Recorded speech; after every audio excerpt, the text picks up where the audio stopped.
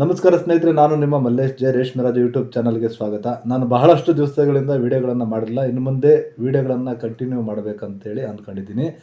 ಇವತ್ತು ವಿಡಿಯೋಗಳನ್ನು ಮಾಡಿರ್ತಕ್ಕಂಥ ಒಂದು ವಿಚಾರಪ್ಪ ಏನಪ್ಪ ಅಂತ ಹೇಳಿದ್ರೆ, ನಾನು ಮೊನ್ನೆ CSR2 ರೇಷ್ಮೆ ಗೂಡನ್ನು ಬೆಳೆದಿದ್ದೆ. ಈ ಗೂಡನ್ನು ಮಾರ್ಕೆಟಿಗೆ ತೆಗೆದುಕೊಂಡು ಹೋಗಿರ್ತಕ್ಕಂಥ ಸಂದರ್ಭದಲ್ಲಿ ಒಬ್ಬರು ಮುನ್ರಾಜ್ ಅಂತೇಳಿ, ಅಂದರೆ ರಾಮನಗರದಿಂದ ಬಂದಿದ್ದರು. ನಮ್ಮ ರೇಷ್ಮೆ ಗೂಡನ್ನು ಪರ್ಚೇಸ್ ಮಾಡಿದ್ರು.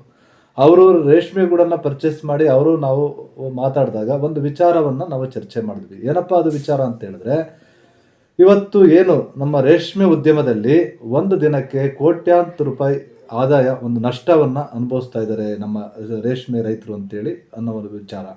ಹೇಗಪ್ಪ ಈ ನಷ್ಟ ಆಗ್ತಾ ಇದೆ ರೇಷ್ಮೆ ಉದ್ಯಮಕ್ಕೆ ಅಂತ ಹೇಳಿದ್ರೆ, ಈಗ ನಾವು ಸುಮಾರು ಒಂದು 100ರಷ್ಟು ಜನ ಒಂದು ಮೊಟ್ಟೆಯನ್ನು ತಂದು ಮೊಟ್ಟೆಯನ್ನು ಚಾಕಿ ಮಾಡಿದ್ರು ಅಂತ ಹೇಳಿದ್ರೆ, ಇದರಲ್ಲಿ 100ಕ್ಕೆ 100ರಷ್ಟು ಜನ 100% ಬೆಳೆಯನ್ನು ಬೆಳೆಯೋದಿಲ್ಲ.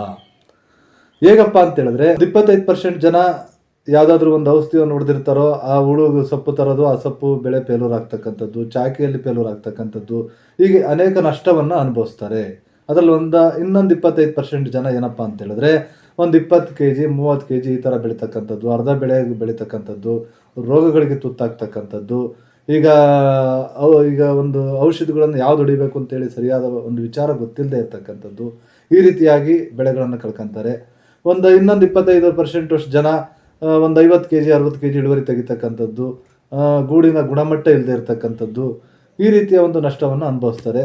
ಒಂದು 25% ಜನ ರೈತರು ಮಾತ್ರ 100ಕ್ಕೆ 100 ಬೆಳೆಯನ್ನು ಬೆಳೀತಕ್ಕಂಥದ್ದು, 100ಕ್ಕೆ 80 kg 90 kg 100ಕ್ಕೆ 100 kg ಬೆಳೀತಕ್ಕಂಥವ್ರು ನಮಗೆ ಸಿಗ್ತಾರೆ. ಇನ್ನು ಬಹಳಷ್ಟು ಜನ ಅವರು ನಷ್ಟವನ್ನು ಹೊಂದ್ತಾ ಇರೋದು ಯಾವ ವಿಚಾರಕ್ಕಪ್ಪ ಅಂತ ಹೇಳಿದ್ರೆ, ಅವರಲ್ಲಿ ಅನುಭವದ ಕೊರತೆ ಇರತಕ್ಕಂಥದ್ದು. ಅಂದರೆ ಯಾವ ಪ್ರಮಾಣದ ಔಷಧಿಗಳನ್ನು ಸ್ಪ್ರೇ ಮಾಡಬೇಕು, ಗಿಡಕ್ಕೆ ಯಾವ ರೀತಿಯ ಗೊಬ್ಬರಗಳನ್ನು ಕೊಡಬೇಕು, ಯಾವ ರೀತಿಯ ಔಷಧಿಗಳನ್ನು ಹೊಡೆದ್ರೆ ಎಷ್ಟು ಕಾಲಾವಧಿಯನ್ನು ಕೊಟ್ಟು ಮೊಟ್ಟೆಗಳನ್ನು ತರಬೇಕು, ನಾವು ಬೆಳೆಯನ್ನು ಚಾಕಿ ಮಾಡಬೇಕು ಅಂತಕ್ಕಂಥ ಅನುಭವದ ಕೊರತೆಯಿಂದ ಬಹಳಷ್ಟು ಜನ ನಷ್ಟವನ್ನು ಹೊಂದ್ತಾ ಇದ್ದಾರೆ. ನಾವು ಇವತ್ತೇನು ಇಷ್ಟೊಂದು ಒಂದು ಉತ್ಕೃಷ್ಟವಾದ ಭೂಮಿಯನ್ನು ನಮ್ಮ ದೇಶದಲ್ಲಿ ಹೊಂದಿದ್ದೀವಿ, ಮತ್ತು ಮಾನವ ಸಂಪನ್ಮೂಲವನ್ನು ಹೊಂದಿದ್ದೀವಿ, ಜೊತೆಗೆ ಒಂದು ರೇಷ್ಮೆ ಬೆಳೆಯೋದಕ್ಕೆ ಒಂದು ಸೂಕ್ತ ವಾತಾವರಣ ನಮ್ಮ ದೇಶದಲ್ಲಿರ್ತಕ್ಕಂಥದ್ದು, ಇದೆಲ್ಲವೂ ಸಹ ಇದ್ದರೂ ಸಹ ನಮ್ಮ ದೇಶಕ್ಕೆ ಬೇಕಾಗಿರ್ತಕ್ಕಂಥ ಕಚ್ಚಾ ರೇಷ್ಮೆಯನ್ನು ನಾವು ಬೇರೆ ದೇಶದಿಂದ ಆಮದು ಮಾಡ್ಕೊಳ್ತಾ ಇದ್ದೀವಿ. ಕಾರಣಪ್ಪ ಏನಪ್ಪ ಅಂತ ಹೇಳಿದ್ರೆ, ನಮ್ಮ ದೇಶಕ್ಕೆ ಬೇಕಾಗಿರ್ತಕ್ಕಂಥ ರೇಷ್ಮೆಯನ್ನು ನಾವು ಉತ್ಪಾದಿಸಲಿಕ್ಕೆ ಆಗ್ತಾ ಇಲ್ಲ. ಇನ್ನೂ ನಮ್ಮ ದೇಶಕ್ಕೆ ಇನ್ನೂ ಸಹ ಕೊರತೆ ಇದೆ. ಆದ್ದರಿಂದ ಇದಕ್ಕೆ ಏನಪ್ಪ ಅಂದರೆ ಅನುಭವದ ಕೊರತೆ. ಅಂದರೆ ರೇಷ್ಮೆ ಕೃಷಿಯ ಬಗ್ಗೆ ಸರಿಯಾದ ಅನುಭವವನ್ನು ಪಡೆದು ಮಾಡದೇ ಇರತಕ್ಕಂಥದ್ದೇ ಈ ಬೆಳೆಗಳ ನಷ್ಟ ಹೊಂದೋದಕ್ಕೆ ಆಗ್ತಾ ಇರ್ತಕ್ಕಂಥದ್ದು.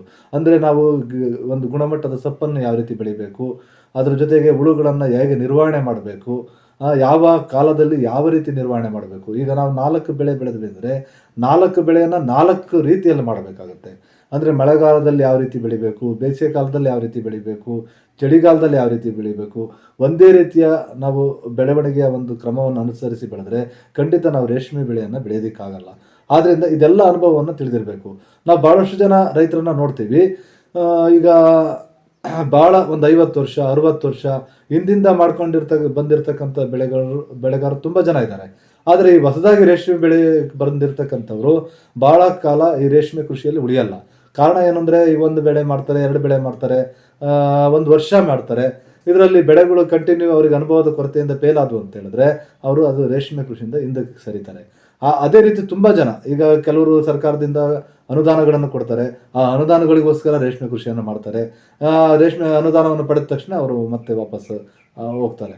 ಈ ರೀತಿಯಾಗಿ ರೇಷ್ಮೆ ಕೃಷಿಯಲ್ಲಿ ಏನು ಹಳೆ ಬೆಳೆಗಾರರು ತುಂಬ ಜನ ಇದ್ದಾರೆ. ಇಲ್ಲಿ ಹಿಂದೆ ಪೂರ್ವದಿಂದ ಮಾಡ್ಕೊಂಡು ಬಂದಿರತಕ್ಕಂಥವ್ರು ಇದ್ದಾರೆ. ಆದರೆ ಹೊಸದಾಗಿ ರೇಷ್ಮೆ ಬಂದು ಈ ಕೃಷಿಯಲ್ಲಿ ನಿಲ್ತಕ್ಕಂಥವ್ರು ಸಂಖ್ಯೆ ಸ್ವಲ್ಪ ಕಡಿಮೆ ಇದೆ. ಆದ್ದರಿಂದ ಈ 100ಕ್ಕೆ 100 ಬೆಳೆಯನ್ನು ಬೆಳಿಬೇಕಂತ ಹೇಳಿದ್ರೆ ಅವರು ಅನುಭವವನ್ನು ಪಡೆದುಕೊಳ್ಬೇಕು.